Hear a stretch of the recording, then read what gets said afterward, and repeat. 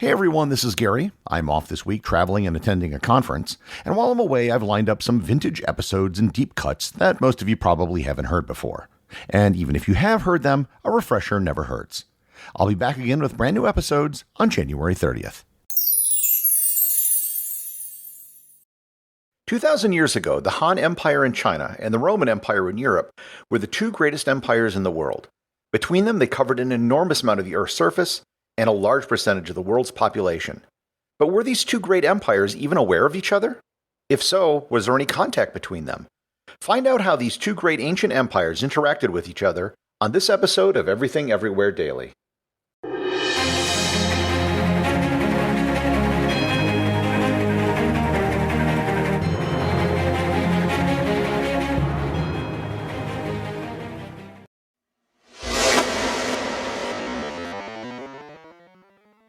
Before I start, I should say that whenever we talk about the ancient world, there's a lot we just don't know.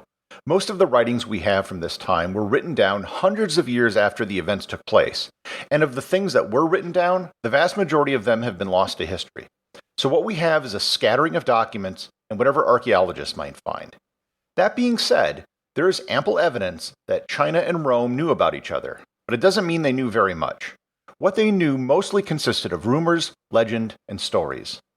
There is little evidence of any direct contact between the two empires.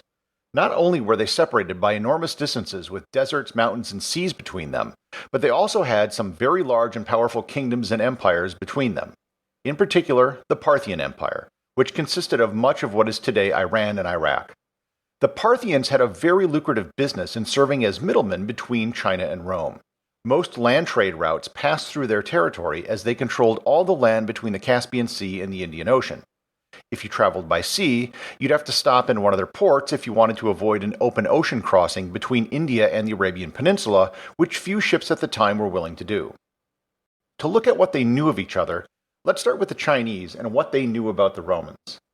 Most of what we know about Chinese views of Rome come from a document called the Wei Lu, which was written by the historian Yu Huan during the Three Kingdoms period between 239 and 265. The Chinese name for Rome was Da Qin, or Great Qin. And this could be a reference to the Qin dynasty and the first emperor of United China, Qin. This might have been their way of implying that the Roman Empire was on a par with the Qin Empire in terms of greatness. Some of the passages indicate just how basic their knowledge of Rome was. Here are some of the passages from the translation of the Wei Lu. This country Da Qin has more than 400 smaller cities and towns. It extends several thousand li in all directions. The king has his capital, that is the city of Rome, close to the mouth of a river, the Tiber. The outer walls of the city are made of stone. This description of Rome is so generic it could apply to almost any city in Europe or even most of Asia. It continues, the ruler of this country is not permanent. When disasters result from an unusual phenomenon, they unceremoniously replace him, installing a virtuous man as king, and release the old king who does not dare show resentment.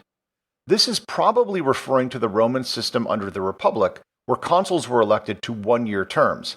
However, by the time the Wei Lu was written, it had been several centuries since this was the case. The Wei Lu even goes to explain why they haven't had direct contact with Rome. They have always wanted to communicate with China, but Angxi, Parthia, jealous of their profits, would not allow them to pass through. And this was right on the money. The Parthians made too much money off goods passing through their territory, and the last thing they wanted was for Romans and Chinese to trade with each other directly. They also indicate the primary product which Rome was importing. Furthermore, they regularly make a profit by obtaining Chinese silk, unraveling it, and making fine Western silk damask. This is why this country trades with Angxi, Parthia, across the middle of the sea. And this was also true. The Romans would further enhance the silk which they imported, almost all of which they imported from the Parthians. They identified the Roman Senate by noting, they have appointed 36 leaders who discuss events frequently. The Senate actually had way more than 36 people, but they did get the gist of it.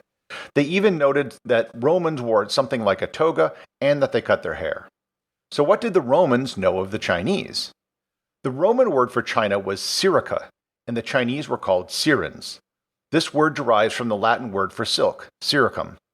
While Syrica mostly refers to China, it really sort of applies to everything east of India. They just didn't have enough knowledge of the region to differentiate the different cultures which lived there. Pliny the Elder noted, "Then east of the Caspians we find again tribes of Scythians, and again desert tracts occupied only by wild animals, till we come to that mountain chain overhanging the sea which is called Tabis. Not till nearly half the length of the coast which looks northeast has been put past do you find inhabited country. The first race then encountered are the Seres, so famous for the fleecy product of their forests." He got the general direction of China right. However, he had no clue where silk came from, thinking it was a product of the forest and was a type of wool. Almost all mentions of Syrica in Roman literature are with regards to silk or its location. There is very little which indicates they knew about Chinese culture or the people who lived there. As for trade, we know the Romans imported silk, but we have very little evidence of what the Chinese might have imported. The truth is, they probably imported very little of actual Roman origin, because most of what Rome exported would have been bulky goods like wine, wheat, and ore, which would have made it to Parthia but not much further. However, there have been some recent discoveries which indicate that there were some Roman goods in China. There have been several finds, including the tombs of Xi'an, where Roman coins were found. Recent finds of Roman coins in Japan almost certainly found their way there via China. There are also several samples of Roman glass which were found in Chinese tombs as well. There was glass making in China, so the demand for foreign glass probably wasn't that high, and transporting something so fragile so far was extremely difficult. Did any people ever make the trip from Rome to China? The answer is yes, but not very many. The Roman historian Florus made note of envoys from the east who visited Rome during the rule of the Emperor Augustus. Even the rest of the nations of the world, which were not subject to imperial sway, were sensible of its grandeur and looked with reverence to the Roman people, the great conqueror of nations.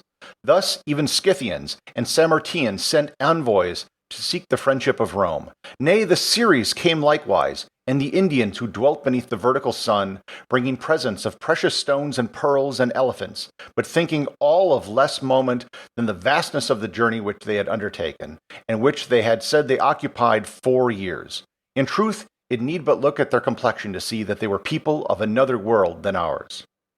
There is no record in any of the documents of the Han Empire which made note of an official delegation to Rome, so they were probably just merchants acting on their own. In the year 97, a Han envoy by the name of Gan Ying was sent to explore the west.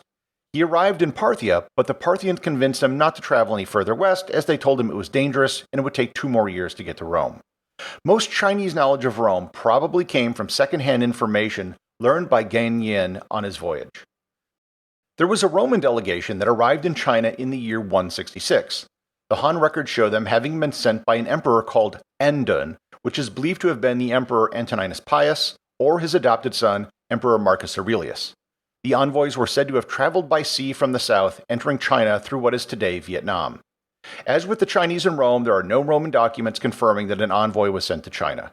Nonetheless, the Emperor Huan played up the visit of the Romans to help his domestic political situation, as ambassadors from Da Qin provided him with a great deal of prestige. So the answer to if the Chinese and Romans knew of each other is yes. But what they knew was really vague second-hand information. The Chinese knew the Romans wanted their silk, and the Romans knew they produced silk, but there was almost no direct contact between the two empires. Before I close, I should make note of one final thing: the legend of the lost Roman legion. In 54 BC, the Roman general Crassus, one of the original members of the first triumvirate with Pompey and Julius Caesar, lost to the Parthians in the Battle of Carrhae. It was one of the most humiliating losses in Roman history. 20,000 Romans were killed, and over 10,000 were captured. Those 10,000 captured Roman legionaries were believed to have been sent to fight for Parthia on their eastern frontier. The Chinese general Ban Gu reported of fighting approximately 100 men who used what he called a fish scale formation, which is very similar to the Roman testudo formation, where soldiers would interlock their shields for protection. A legend started in the 20th century in the Chinese village of Liqian that some of the people there were descended from these Roman legions who worked their way to China after the Battle of Carrhae. Unfortunately, there has been no archaeological evidence of any ancient Europeans ever having traveled that far inland into China, and recent DNA testing shows that European traits that some of the residents show most probably came from Central Asia.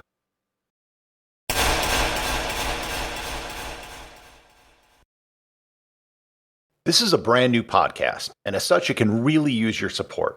If you know someone who is curious and you think would like the show, please share it with them. And if you've enjoyed this show, please subscribe on Apple Podcasts or Google Podcasts, where you'll get new content for curious people every day in your podcast player. And leave a 5-star review. More reviews can help the show be discovered by more people.